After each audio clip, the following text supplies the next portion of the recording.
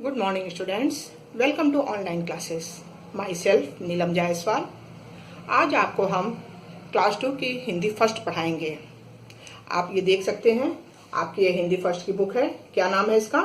हिंदी व्याकरण एवं रचना, जिसे आप हिंदी फर्स्ट भी कह सकते हैं. इसमें आज आपका हम पहला पाठ है भाषा तथा इसके रूप. पहला पाठ क्या है? भाषा तथा इसके रूप. इस पाठ में हम जानेंगे कि भाषा क्या होती है और वह कितने प्रकार की होती है.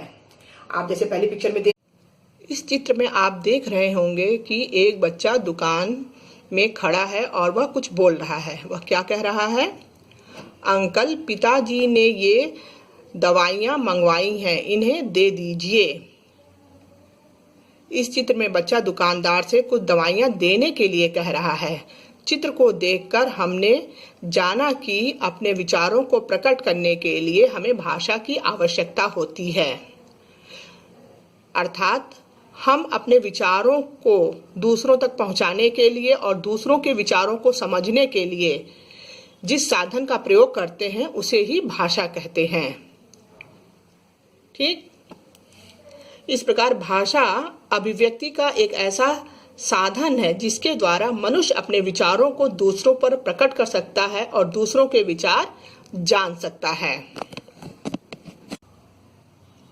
अब आगे देखिए, भाषा के प्रकार, काइंड ऑफ लैंग्वेज, अर्थात भाषा के कितने प्रकार होते हैं.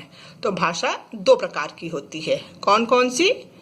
लिखित भाषा और मौखिक भाषा. लिखित भाषा क्या है? जब हम अपने विचारों एवं भावों को लिखकर दूसरों तक पहुंचाते हैं तो वह लिखित भाषा कहलाती है. अर्थात जब व्यक्ति किसी दूर बैठे व्यक्ति को पत्र द्वारा अथवा पुस्तकों एवं पत्र पत्रिकाओं में छपे हुए लेख के माध्यम के द्वारा अपने विचारों को पहुंचाता है, दूसरों तक अपने विचारों को प्रकट करता है, तब उसे भाषा का लिखित रूप कहते हैं. अब इसके आगे देखिए, मौखिक भाषा. जब हम अपने विचारों एवं भावों को बोलकर दूसरों तक पहुंचाते हैं तो वह मौखिक भाषा कहलाती है. अर्थात जब व्यक्ति आमने सामने बैठकर एक दूसरे से बातचीत करते हैं अथवा कोई व्यक्ति भाषण आदि द्वारा अपने विचार प्रकट करता है तो उसे भाषा का मौखिक रूप कह सकते हैं. जैसे हम आपस में एक दूसरे से बात करते हैं या फोन पर बात करते हैं तो ये भाषा का मौखिक रूप है, जब हम बोलकर और सुनकर अपने विचारों को प्रकट कर रहे हैं और दूसरे के विचारों को और भावों को हम समझ रहे हैं.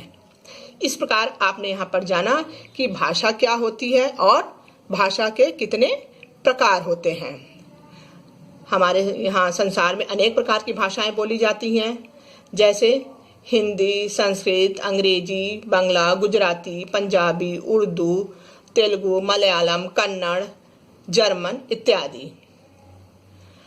भारत की राष्ट्रभाषा हिंदी है.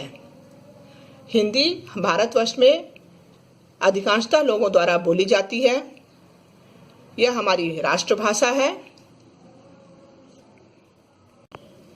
इस प्रकार इस पाठ में हमने यह जाना कि भाषा क्या होती है, भाषा हमारे लिए क्यों आवश्यक है और भाषा के कितने प्रकार होते हैं. आज के लिए आपका गृह कार्य है कि आप इसी पाठ से या किसी अन्य पुस्तक से एक पेज सुलेख सुंदर अक्षरों में लिखेंगे. आशा है आपने इस पाठ को पूरी तरह से समझ लिया होगा और अपना गृह कार्य आप कर लेंगे.